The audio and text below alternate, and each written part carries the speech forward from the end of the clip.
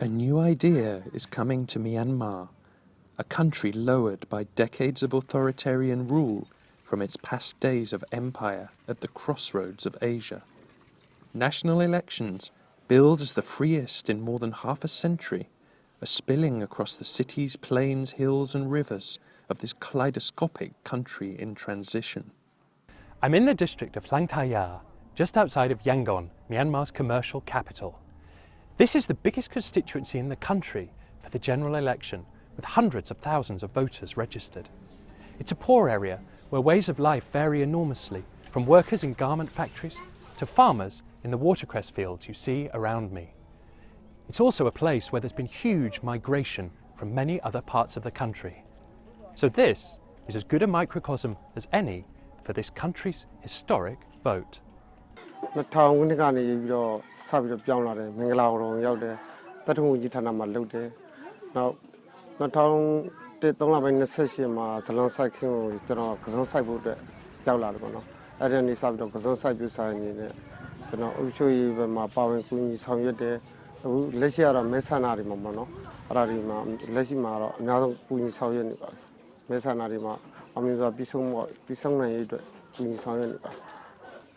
Hlaing Thar Yar has had some problems that have been seen with the election process nationwide, including an error-ridden voter register that lists people under the wrong names, wrong places, or even when they are dead. It also seems unfair that Hlaing Thar Yar's more than 500,000 voters get only the same representation as the 1,400 in the country's smallest constituency. But Mr. King Ong is optimistic, despite fears of ballot rigging and the logistical problems posed by poor infrastructure, patchy communications and violent local conflicts.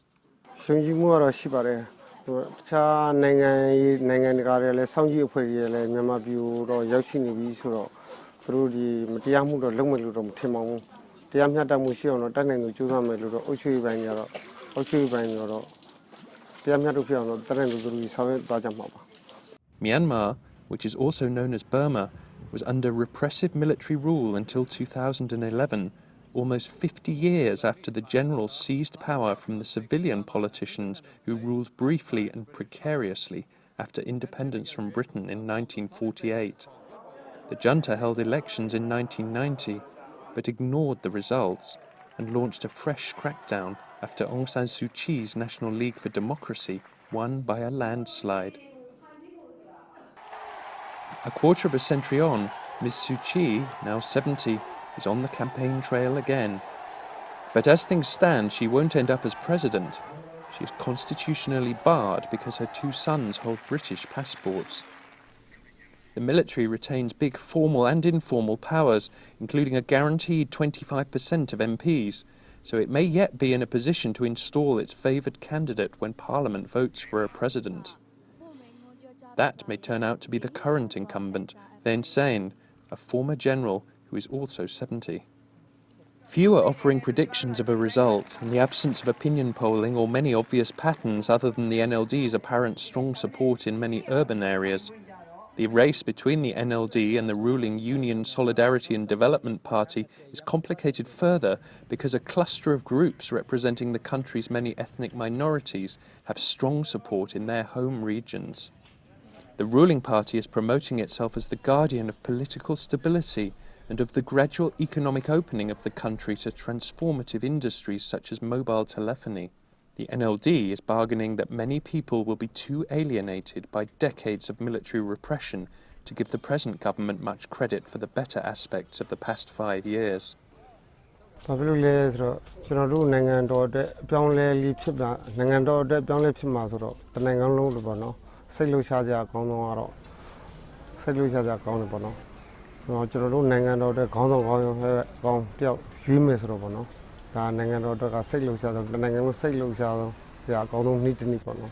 The hopes for these elections are high, but people are also realistic about its limits and worried about how far the military is prepared to let voters have their way. The results will just be an opening bid in the bigger battle to rule this struggling but storied country. Michael Peel, Financial Times, Hlaing Thar Yar.